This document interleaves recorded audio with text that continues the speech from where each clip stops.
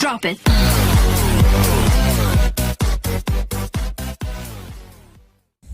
Hai semuanya, kembali lagi dan saya Lizzy. Di video sebelumnya teman saya Vincent telah menjelaskan mengenai pola hubungan internasional diplomatik Indonesia dan cara penanganan wabah virus corona COVID-19 yang terjadi sekarang ini. Dan di video kali ini giliran saya menjelaskan kedua topik itu dengan sudut pandang yang berbeda. Selamat menyaksikan. Penyebaran virus corona COVID-19 masih terus bertambah dalam beberapa hari terakhir di Indonesia.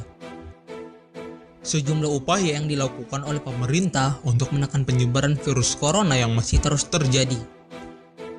Berikut 5 penanganan virus corona di Indonesia. Pemerintah telah mulai rapid test corona.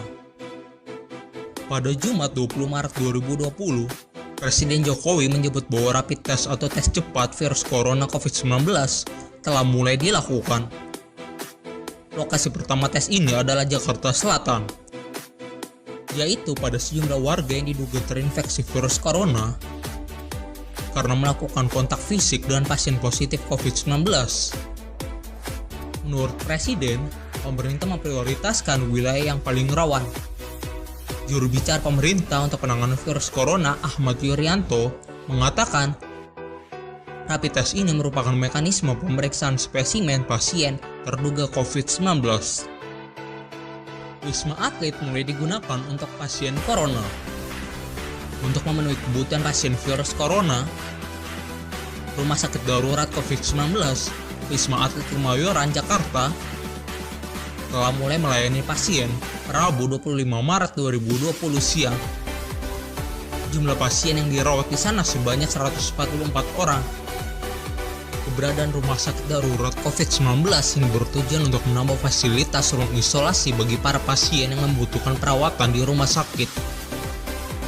Adapun pasien yang ditangani di sana merupakan pasien yang tidak dapat melakukan isolasi mandiri di rumah dengan berbagai pertimbangan medis. Penyaluran kartu prakerja dipercepat. Untuk mengantisipasi para pekerja yang terkena PHK dan pekerja harian yang penghasilannya terdampak wabah COVID-19, Presiden akan mempercepat penyaluran kartu prakerja. Rencananya, penerimaan kartu ini akan mendapatkan Rp1 juta setiap bulannya selama 3-4 bulan. Rumah sakit rujukan penanganan corona ditambah. Melansir laman Kementerian Kesehatan 17 Maret 2020, pemerintah pun menyediakan 227 rumah sakit rujukan tambahan. Awalnya rumah sakit rujukan untuk penanganan pasien corona berjumlah 100. Namun pada 10 Maret dilakukan penambahan menjadi 132 buah. Selain dialokasikan secara nasional, pemerintah daerah juga secara spesifik menyebutkan penambahan jumlah rumah sakit rujukan untuk penanganan pasien corona. Misalnya di Provinsi Jawa Tengah, dilakukan penambahan 45 rumah sakit dari sebelumnya hanya 13. Selain itu, 3 rumah sakit swasta juga telah bersedia untuk menjadi rumah sakit rujukan penanganan corona, yaitu Rumah Sakit Siloam Kelapa II, Rumah Sakit Mitra Keluarga Jatiasi, dan Rumah Sakit Hermina Karawang. 15 juta masker disiapkan untuk hadapi corona. Yuri juga mengatakan bahwa pemerintah telah menyediakan stok 15 juta masker untuk menangani virus corona. Keterangan ini disampaikan pada hari Kamis 12 Maret 2020. Adapun masker-masker yang didapat dari BUMN dan BUMD. Namun, menurut Yuri, saat ini yang terpenting bukanlah jumlah stok masker, tapi penelusuran terhadap orang-orang yang melakukan kontak fisik dekat dengan para pasien positif COVID-19. Hubungan bilateral adalah hubungan internasional yang hanya melibatkan 2 negara di dalamnya.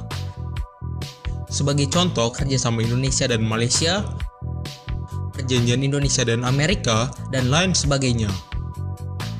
Hubungan regional adalah hubungan internasional yang melibatkan sejumlah negara yang letak geografisnya berdekatan atau dalam satu kawasan yang sama.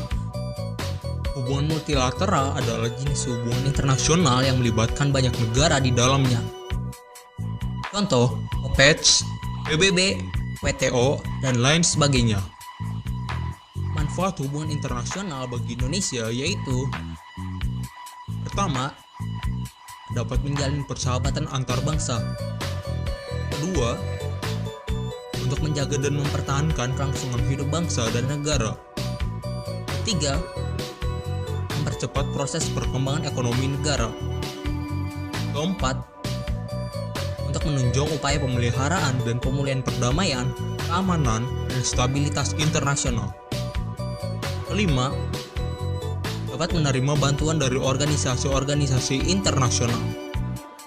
Keenam, dapat menunjang pelaksanaan dari kebijakan politik pemerintah dan hubungan luar negeri yang dilakukan untuk kepentingan pembangunan di semua bidang. Ketujuh, untuk mendapatkan bantuan dan upaya pencegahan serta penanggulangan setiap bentuk bencana alam serta pemulihan infrastruktur dan lain-lainnya. Perwakilan diplomatik adalah perwakilan yang kegiatannya akan mewakili negara untuk melaksanakan hubungan diplomatik dengan negara penerima atau organisasi internasional, di mana pada intinya merupakan usaha untuk memelihara hubungan antar negara. Diplomatik secara formal dilakukan baik oleh korps perwakilan diplomatik yang dipimpin oleh duta besar maupun korps perwakilan konsuler dengan dipimpin seorang konsul jenderal. Perwakilan diplomatik memiliki tugas yang tertuang dalam keputusan Presiden nomor 108 tahun 2003 tentang organisasi perwakilan Republik Indonesia di luar negeri. Perwakilan diplomatik mempunyai tugas pokok mewakili dan memperjuangkan kepentingan bangsa, negara, dan pemerintahan Republik Indonesia. Melindungi warga negara Indonesia, badan hukum Indonesia di negara penerima atau organisasi internasional. Adapun manfaat perwakilan diplomatik yaitu: pertama, sebagai wakilnya dalam hal meningkatkan hubungan bilateral. Kedua, melindungi warga negaranya yang berada di negara tersebut. Ketiga, memelihara dan meningkatkan hubungan internasional antar negara lain. Keempat, membuat laporan kepada pemerintah tentang laporan ekonomi, politik, dan teknologi. Landasan hukum perwakilan diplomatik terdapat dalam pasal 13 Undang-Undang Dasar 1945, yaitu 1. Presiden mengangkat duta dan konsul. 2. Dalam hal mengangkat duta, Presiden memperhatikan pertimbangan Dewan Perwakilan Rakyat. 3. Presiden menerima penempatan duta negara lain dengan memperhatikan pertimbangan Dewan Perwakilan Rakyat. Terima kasih untuk kalian yang telah menonton video ini. Sampai jumpa di next video. Dadah.